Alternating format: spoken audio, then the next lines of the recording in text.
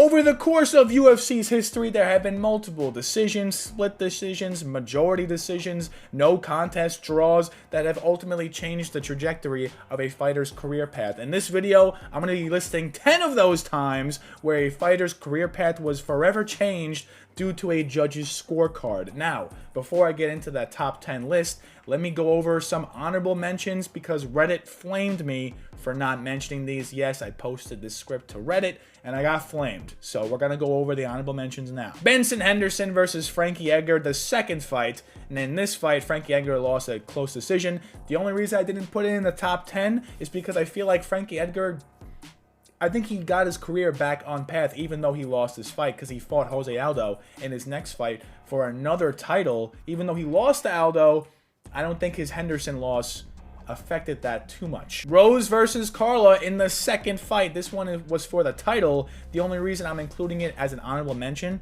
yes, it was one of the worst fights of all time, but Carla won, took the belt off of Rose, and now Rose is on a couple fight losing streak. Carla, yes, she has lost the title since, but Rose is completely out of the picture now. And you can point back to this title fight loss and say, hey, this might have been it. Same situation, Dricus versus Sean Strickland, a very close fight where the contender took the belt off of the title holder. You don't see it that often. You saw it with Rose Carla. You're seeing it again with DDP Strickland. The only reason it's not included in the top 10 list is because we don't really know the full ramifications of DDP winning yet. Is he going to fight Izzy? Is he going to rematch Sean? No one really knows, and no one knows where their careers are heading, so it's so early that I could not put it on the list quite yet. Shevchenko versus Nunes 2 when they fought for the title. If Shevchenko had won there, they would have probably fought again. And, you know, because Shevchenko lost, she had to move weight classes permanently because she knew she wasn't going to get Nunes again. So some female trajectory had changed there. Nunes may not be seen as the GOAT if she lost to Shevchenko as well, but just something to think about. Finally, the last honorable mention is Michael Bisping versus Anderson Silva. Early on in the fight, Bisping got almost basically knocked out by a flying knee from Anderson Silva, but the round ended. Herb Dean said the fight was not over. The fight continued, and Bisping edged out a very close decision win over Anderson Silva. After this fight, Bisping would go on to fight for the title. Silva would continue to fall down in the middleweight rankings. Some people may point to this fight and say, no, Silva's downfall was not against Weidman. It was against Bisping, because after this, that's when things really took a dive. And without further ado, let's get into the list. First fight we're talking about is Alex Pereira taking on Jan Blachowicz. So, Pereira was coming off a KO loss to Israel Adesanya just 3 months earlier to this fight. This was Pereira's first attempt at moving up a weight class. With a loss here, he is either moving back down to middleweight, getting a lesser opponent at light heavyweight, or just straight up retiring. I could have so seen that for Poatan here. For Jan, he was coming off a split draw against Magomed Ankalaev for the light heavyweight title. A loss here would stray him even further from the title shot again, which would suck. Like, he was so close to winning the title.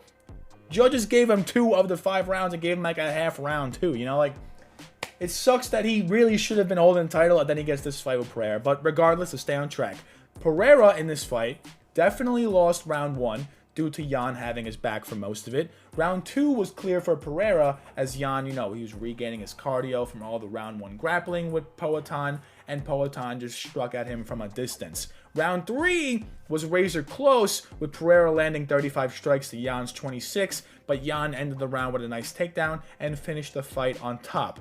Another thing to note here is Jan was looking insanely tired, while Pereira looked like he had just started the fight. So the judges may have factored that into their round 3 decision. But regardless, after this fight, Pereira would go on to fight Yuri for the belt, beat Yuri, and Jan, to this day, we still don't really know what he's going to do. It's just crazy that Pereira is now double champ, and it started from a split decision win over Jan. Next fight is Alex Volkanovski taking on Max Holloway in the second fight. Now, I did post this YouTube script to Reddit before I made the video, so I already got flamed over there, so I'm just going to correct myself here. In the Reddit post, I said that their first fight was very close, but it turns out I was wrong. Volk 49-46 Holloway cleanly in the first fight. So I'm going to just, I'm going to take my own neck for that. Let's just ignore that. Moving on. Max had already lost to Volk, so a second loss here would send him to the back of the line for featherweight title contention. According to the totals, Volk landed 35 more strikes over the 5 rounds, and outlanded Holloway in rounds 2, 3, 4, and 5. However, Holloway was getting the better of the exchanges and was landing with more power, it looked like. But ultimately, Volk came away with the nod. Holloway ended up fighting 2 more fights before rematching Volk for a 3rd time, and he lost again. Volk, meanwhile, would further cement his legacy with wins over Korean Zombie and Ortega. If Max beat Volk in the 2nd fight, if he beat him here, we would have potentially never seen Volk's dog come out in that Ortega fight, so just something to keep note of. Next fight we're talking about is Hamza Chimaev taking on Gilbert Burns. So, Hamza is currently 13-0 and set for a title shot, or at least a #1 contender shot, with his next fight. However, his most recent wins, besides Kevin Holland, have been razor-close decision victories, and without them, we might not even be talking about this guy seriously anymore. Against Burns, Hamza clearly won round 1, but he was viciously knocked down in round 2. He was outstruck in both rounds 2 and 3 by Burns, but his takedowns and control proved to be the deciding factor in this decision victory. More recently, Hamza defeated Kamaru Usman in a 3-round war, and the fight played out very similarly, with Hamza cleanly winning round 1 and debatably losing rounds 2 and 3. I personally had this Burns fight scored as a draw because I thought Hamza 10-8'd him. I thought he did, and I thought Burns won 2 rounds. Thank goodness I'm not a judge, because if I was a judge, none of these fights would have been scored the way they were. So with that being said, a loss to Burns or Hamza would not have necessarily derailed Hamza's hype train because both fights were bangers, but it's just something to note that these wins got him even closer to a title shot. Next fight we're talking about is Henry Cejudo taking on Mighty Mouse for the 2nd time. So, Mighty Mouse was so dominant in his flyweight reign that this fight could have potentially been the last flyweight title fight ever, since Dana wanted to scrap the division entirely. But because Cejudo won here, TJ Dillashaw then was like, hey, I'm going to be the reason flyweight's out of business. He went down to flyweight, fought Cejudo for double champ status, got knocked out, and then Cejudo went to bantamweight to fight Marlon Moraes for double champ status. He got it, and now we look at Henry Cejudo as the Triple C. Flyweight champion, bantamweight champion, American wrestling champion, all of them. But without this split decision win right here, TJ Dillashaw might not have ever done EPO. He wouldn't have found a reason to go up to flyweight because Demetrius Johnson wasn't going to fight him. And if Dillashaw never goes down to flyweight, who knows where his career will be today. He might be seen as one of the best bantamweights of all time if he never shot the needle. Who knows? But if we look at the fight itself between Demetrius Johnson and Mighty Mouse outlanded Cejudo in every round, but he did surrender takedowns in rounds 2, 4, and 5, which led the judges to lean Cejudo. I honestly thought Mighty Mouse won here, but people often forget just how much the course of UFC history changed due to this specific fight. Next fight we're looking at is GSP taking on Johnny Hendricks. So, Hendricks entered this fight with a 14-1 record, having finished 9 of his opponents to date. GSP was on the tail end of his career, and ultimately this was his last title defense and fight at welterweight. With a win here, Hendricks could take GSP's aura and become the new welterweight king, but that was not the case. If you look at the stats for the fight, GSP outlanded Hendricks in rounds 1, 3, and 5, but Hendricks was certainly throwing and landing with more power, which was seen all over GSP's face. Both fighters landed some takedowns, but Hendricks' takedown in round 3 should have been enough to outweigh the strike differential in that round, but ultimately it was not. GSP was given the nod, and after this fight, GSP would retire until he fought Bisping for the middleweight gold. Hendricks, on the other hand, would fight and defeat Robbie Lawler for the title, fight and lose a split decision to Robbie Lawler for the title, and then proceeded to go 2-5 to end out his MMA career, which is crazy. All he needed was a split decision win over GSP and a split decision win over Robbie Lawler, and all of a sudden we look at Johnny Hendricks as one of the welterweight GOATs and not as just the fat guy that got knocked out by Paulo Costa. I mean, I'm the one just spitting hard facts. I'm sorry, Hendricks, but it just is what it is. Next fight we're looking at is Israel Adesanya taking on Robert Whitaker in the rematch. So at the time, Izzy was 21-1 and had his first loss recently to Jan Blachowicz at light heavyweight. Izzy had been clearing out the middleweight division, and it was prime time for a rematch with the guy he took the belt off of, Robert Whitaker. Whitaker had amassed a 3-fight win streak since his first bout with Adesanya at this point, and was looking like the only real threat left in the middleweight division because Adesanya had basically cleared it out, and he was on pace to clear out the division twice over. With the win here, Whitaker-Izzy would have more than likely had a trilogy, and who knows how a trilogy plays out if they give the nod to Whitaker in this fight. Also, something to take note is if Whitaker won, the UFC may have been more hesitant to push Pereira to a title shot. At this point, Poatan only had one UFC victory at the time, but after Izzy won this one, they jettisoned him up the rankings with fights against Bruno Silva and Sean Strickland. Some people debate me on this, but I think the UFC definitely would have slowed Pereira's trajectory down if Izzy was not going to be his endgame. Looking at the fight itself, Whitaker nearly matched Adesanya in strikes round by round, even got some takedowns in 4 of the 5 rounds. Izzy got a quick knockdown in round 1. It was looking like it was going to be playing out like the first fight. But Whitaker was able to amass a lot of control time over the course of the fight, and he was even threatening chokes on Izzy's back for a small portion of it. But ultimately, I agreed that Izzy did win here. But the middleweight division could have been turned on its head with a Bobby Knuckles victory. Who knows where Pereira would be today if Whitaker had won this match. Next fight I want to talk about is Robbie Lawler taking on Carlos Condit. So after competing in one of the best fights of all time against Rory McDonald, reigning welterweight champion Robbie Lawler decided to defend his belt against Carlos Condit. Now, Carlos Condit had become a fan favorite for his unique striking techniques and had almost taken the belt off of GSP with an insane head kick, but GSP was able to weather the storm and win that one. Condit entered his bout with Lawler, having gone 2-3 in his last 5, kind of mid, but he was given the shots more so because the fans knew it would be a war, and there weren't any real contenders for Lawler at the time yet. Looking at the scorecards, it is clear that Condit won rounds 1 and 4, and Lawler won 2 and 5. But the judges saw round 3 differently, thus leading to a split decision win for the champ Robbie Lawler. If you look at the fight stats, you can see that Condit outstruck Lawler 22-11 in round 3 and should have won that round unanimously. There weren't any takedowns and the control time was very minimal for both fighters. Ultimately, Condit did not win and he would go 2-5 in his following 7 UFC fights, whereas Lawler would lose the belt in his next fight against Tyron Woodley in a vicious KO loss. If Condit had won here, I can see a world where they run the fight back, which would leave Tyron Woodley to potentially fight Wonderboy in a #1 contenders match instead of the 2 wars that he had with Wonderboy for the welterweight belt. One that ended in a draw, one that ended in a decision.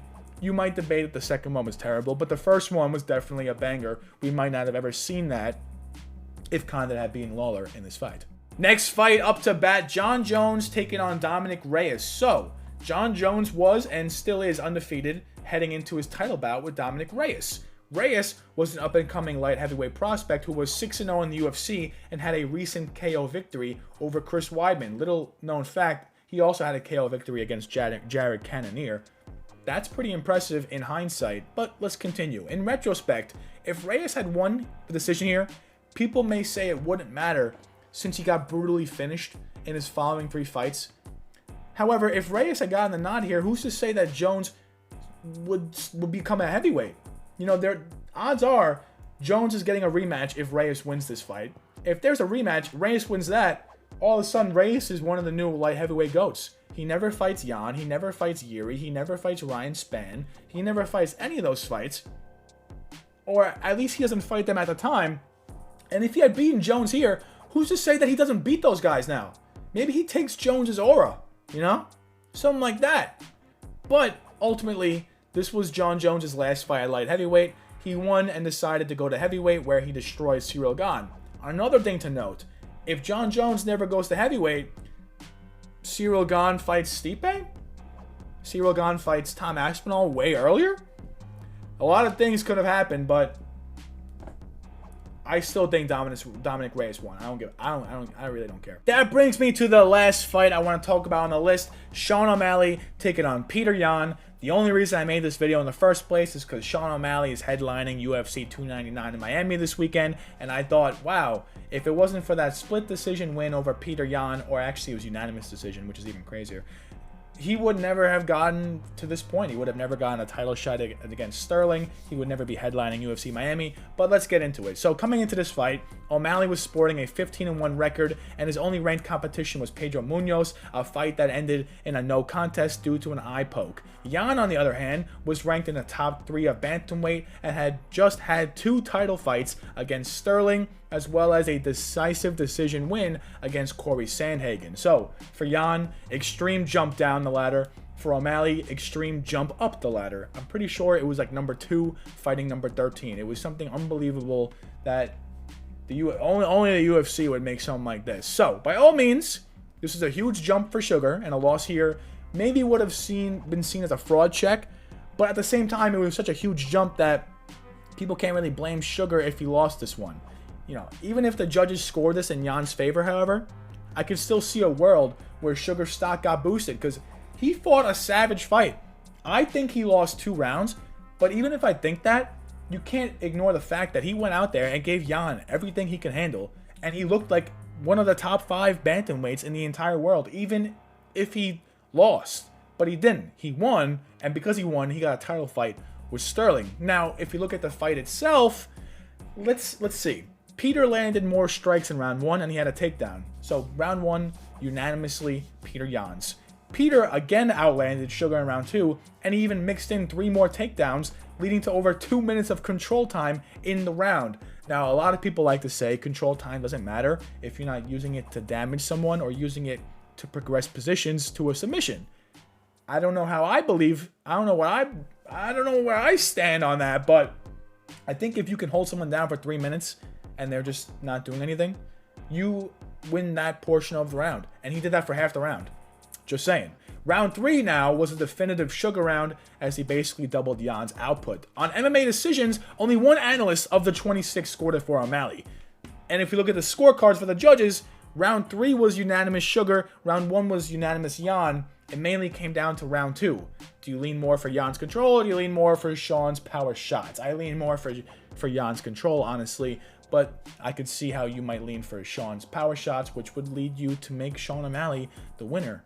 And ever since this fight, Jan has lost to Merab, and Sean has beaten Sterling for the belt. So, what a savage. And honestly, last honorary mention is just Masvidal himself. He has 4 split decision losses in his entire UFC career, which ties Angela Hill for the most in UFC history. Of those, 2 of those were debatably wins. 2 of those debatably were still losses. And he has an infinite amount of unanimous decision losses that could have been seen to go either way. Now, like I said earlier, Reddit flamed me. I thought his fight with Wonder Boy was close. It was not close. But I just got to include my boy, Gamebred. Because, you know, poor Gamebred, man. Thank you for getting to the end of the video. Make sure you follow me on Instagram. Link is in the bio. I post a bunch of memes there daily. Make sure you follow me on X. I post pre-post and in-fight analysis. And make sure you follow me on TikTok. I post memes and a bunch of other shenanigans. Do you mind liking and subscribing? That'd be nice. And with that being said, make sure you have a rest of a great day. You savage.